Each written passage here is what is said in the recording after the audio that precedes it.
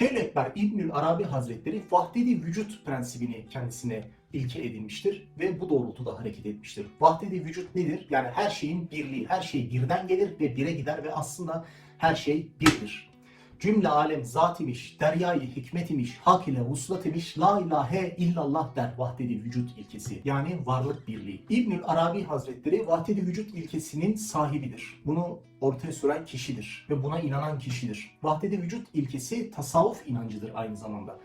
İbnül Arabi Hazretleri İspanya'da, Mursia'da yaşadığı halde tasavvuf anlayışını kendisine şiar edinmiştir. Aynı şekilde tasavvuf anlayışı Anadolu'dan çıkmaktadır. Bu düşünceleriyle İbnül Arabi Hazretleri 35 yaşında Mursia'dan, Endülüs Emevisi'nden ayrılmıştır 30-35 yaşlarında.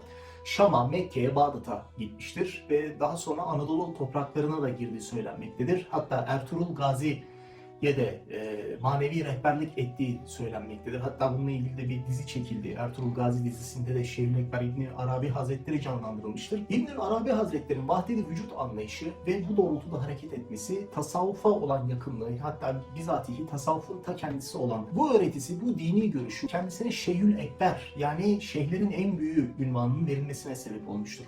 Fakat o dönemin Suriye'sinde yaşayan sözde din adamları İbnül Arabi Hazretleri'nin varlık birliği, vahdedi vücut anlayışını tam olarak anlayamamışlardır. Belki de anlamak istememişlerdir veya işlerine gelmemiştir. Yani İbnül Arabi Hazretleri ne diyordu? Her şey birdir ve bire gider. Yani her şeyin içerisinde Allah zuhur etmiştir. Allah her yerdedir.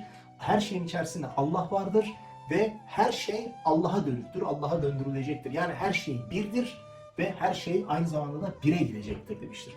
Bu o dönemin Suriye'sindeki din adamları düşünüldüğünde bu kişiler bu düşüncenin küfür olduğunu, bunu söyleyenin mürtet olduğunu, idam edilmesi gerektiğini söylemişlerdir. Ve Şeyhül Ekber İbnül Arabi'ye Şeyhül Ekber değil, kafir şeyh ünvanını yakıştırmışlardır. Bu çirkin yakıştırmayı yapmışlardır. O dönemin sözde din adamları ve yöneticileriyle girmiş olduğu bir münakaşada Şeyh Ekber İbn Arabi Hazretleri sizin taptıklarınız benim ayağımın altındadır diyerek ayağının yere vurmuştur. Ve bu sözler Şeyh Ekber'in idamına şehit olmasına sebep olmuştur. Yavuz Sultan Selim Han, Memlükler Sultanı Kansu Gavri ile girmiş olduğu savaş sonrasında Suriye'yi Osmanlı topraklarına katmıştır. Şeyh Ekber İbn Arabi Hazretleri Yavuz Sultan Selim Han'ın rüyasına girerek sabah kalktığında namazdan sonra bir siyah ata binmesini ve bu siyah atın kendisini kabrinin olduğu yere götüreceğini bildirmiştir. Ve Selim Han bu siyah ata binerek siyah atın götürdüğü yere gitmiştir. Siyah at virane, harabe, dökük bir yerde durmuş ve orada eşelenmeye başlamıştır tarihi anlatılara göre. Ve Selim Han burada burayı kazdırmıştır ve Şeyh Ekber İbnül Arabi'nin kabrini bulmuştur. Ve böylece Şeyh Ekber İbnül Arabi Hazretleri bir eserinde belirttiği gibi ki bunun ne anlama geldiği o dönem bilinmiyordu. Sin şina girince mimin kabri meydana çıkar, ortaya çıkar demiştir. Ve böylece bunun anlamı ortaya çıkmış oldu. Şeyh Ekber İbnül Arabi'nin kabri bulundu. Sin Selim Han'a, Şin Şam'a, Min de Muhyiddin İbnül Arabi'ye hitap etmekteydi. Ve Selim Han Şam'a girdiğinde İbnül Arabi'nin kabrini buldu ve böylece bu sözün anlamı da ortaya çıktı. Yavuz Sultan Selim Han İbnül Arabi'nin idam edildiği, o sözleri söylediği yeri de buldurttu. Sizin taptıklarınız benim ayağımın altındadır demişti ve bu sözü idamına şehit edilmesine sebep olmuş. İbnül Arabi Hazretlerinin ayağını yere vurduğu yeri kazdırttı ve burada altınlar bulundu. Bu altınları Yavuz Sultan Selim Han Osmanlı hazinesine kattı. Yavuz Sultan Selim Han'ın yine rüyasında Mısır'a gitmesini ve sana Mısır'ın fethini müjdeliyorum demesi. Yavuz Sultan Selim Han Mısır seferine hazırlandı. O dönemin şartlarında Mısır'ı fethedebilmek için o büyük ordularla ve ağır toplarla, teçhizatlarla Sina çölünü geçmeniz gerekiyor. Ve bu çölü bırakın ağır toplarla bir orduyla geçebilmek, tek başına bir deveyle, bir binek hayvanla bile geçmesi zor. Yani ölüm riski söz konusu o günün şartlarında. Fakat Yavuz Sultan Selim Han Mısır seferine hazırlandı. İçinde bulunduğu ordusu bile o çölü nasıl geçecekleri sorularını kendi kendine soruyorlardı. Hatta vezirleri, komutanları bile bu konuda endişeliydi. Fakat Yavuz Sultan Selim Han gördüğü rüya sebebiyle oldukça metin bir şekilde ilerliyordu. Sina çölünün önüne gelindiğinde hayrettir ki çok ilginç bir şekilde çöle yağmur yağdı.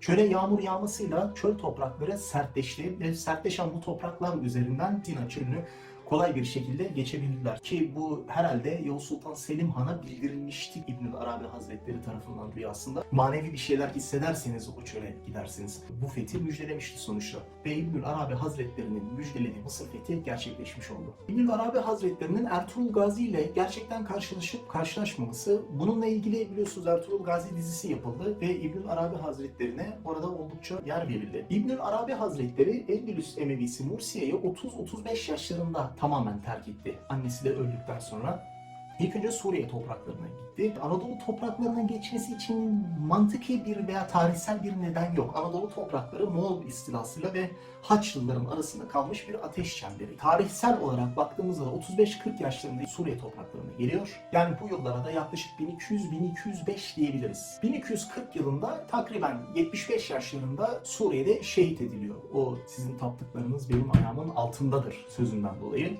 Ertuğrul Gazi ise Şeyhül Ekber'in Suriye topraklarına, Anadolu'ya yakın topraklara gelmesi sırasında yeni doğmuş. Yani Ertuğrul Gazi 1198 yılında doğuyor. Şeyhül Ekber de 1200-1205 yıllarında o topraklara varıyor. Şeyhül Ekber söylediğim gibi 75 yaşında 1240 yılında vefat ediyor. Ertuğrul Gazi ise 1281 yılında vefat ediyor.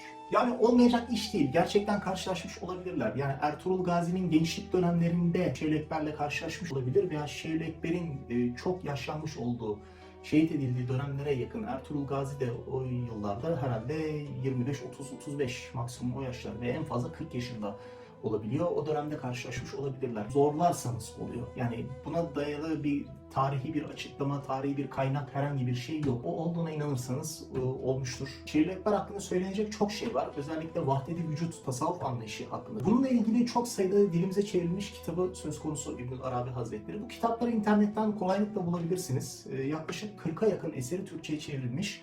İnternetten bulabilirsiniz veya kitapçılardan kolaylıkla bulabilirsiniz. Umarım videoyu beğenmişsinizdir. Like atmayı ve abone olmayı unutmazsanız sevinirim. Bir sonraki videoda görüşmek üzere. Allah'a emanet olun.